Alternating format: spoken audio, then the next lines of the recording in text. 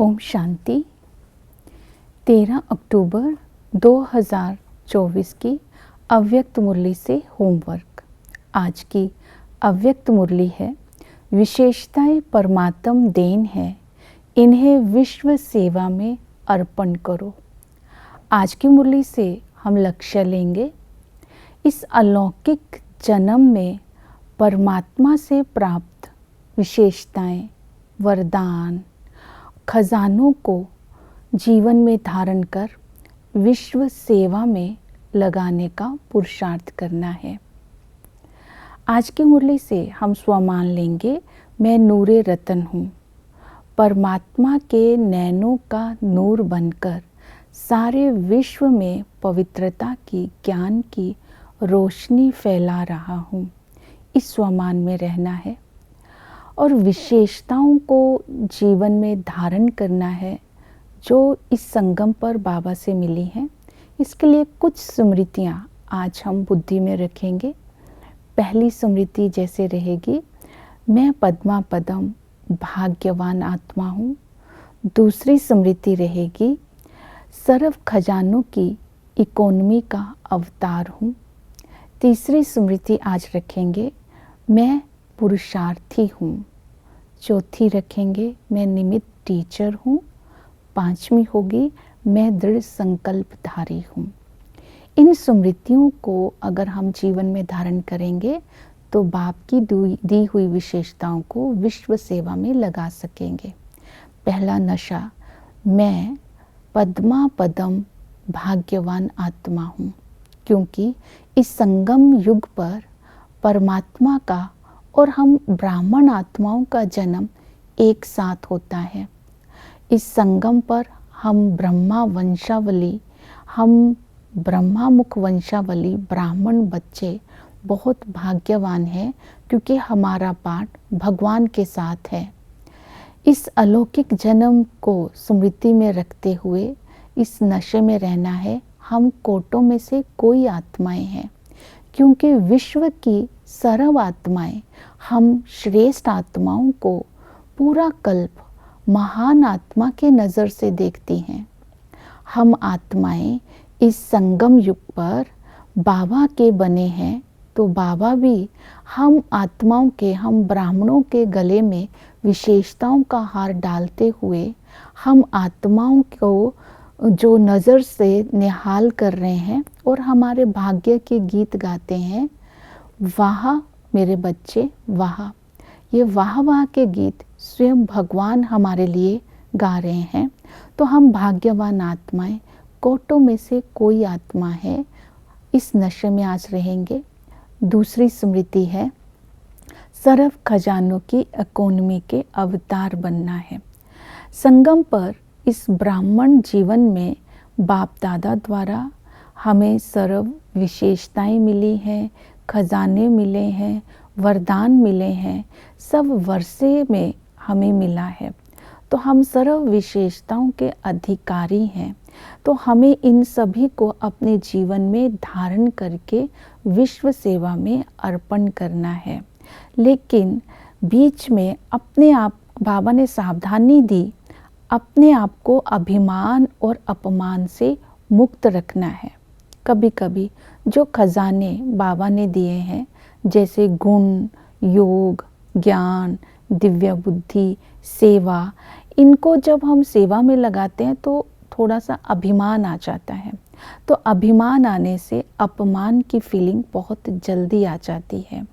तो इन विशेषताओं को नेगेटिव रूप में यूज़ करने से अभिमान का रूप बन जाता है। मेरापन आने से फिर हमें अभिमान और अपमान का सामना करना पड़ जाता है। ये खजानों में अभिमान ना आए, क्योंकि ये परमात्म देन है, तब हम विश्व सेवा में यूज़ कर सकते हैं। खजानों के साथ हमें जो वरदान मिला है अमर भव का, उसको स्मृति में रखना है।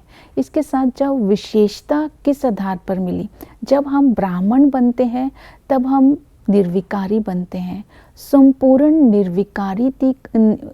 निर्विकारिता की विशेषता के आधार पर हम सर्वगुण संपन्न, 16 कला संपूर्ण, मर्यादा पुरुषोत्तम, ये सारी विशेषताओं का डिटेल है फिर, लेकिन उसका आधार है संपूर्ण निर्विकारिता।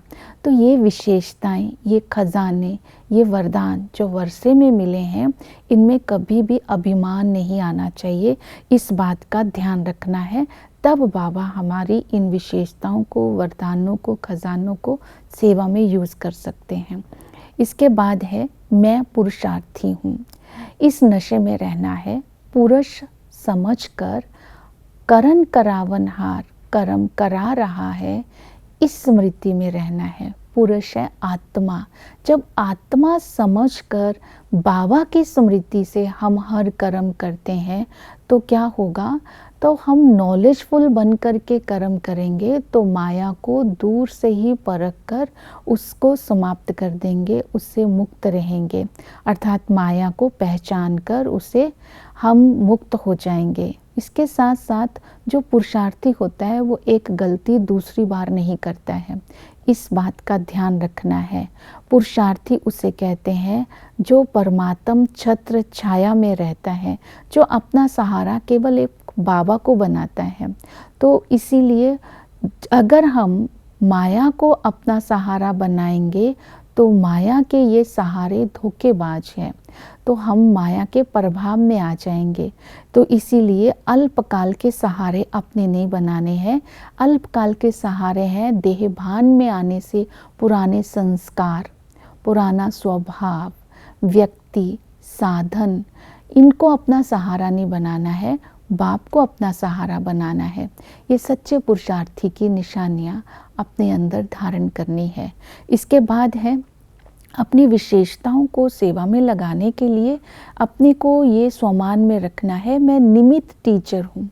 निमित्त टीचर अर्थात जो मुरली हम दूसरों को सुनाते हैं, वो मुरली सुनाने से पहले स्वयं में धारण करनी है, धारण करके दूसरों को सुनाना है।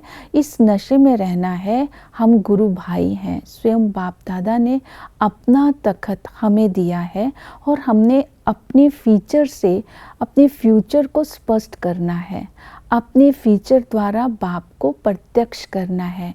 बाबा ने बोला टीचर के फीचर से और बोल से, चेहरे से सबको ही परमात्म शक्तियों का अनुभव हो, तो परमात्म गुणों का अनुभव हो, इतनी बड़ी जिम्मेवारी दी है। तो अपने को निमित्त टीचर के नशे में रखना है।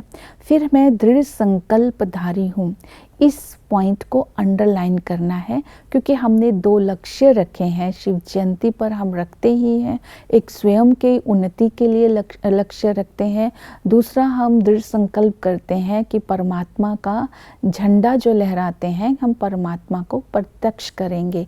लेकिन इस दृढ़ता के संकल्प को अंडरलाइन करवाते हुए बाबा ने कहा कि आपके संकल्प, बोल, कर्म और सेवा में अगर दृढ़ता होगी तो 100% सफलता होगी।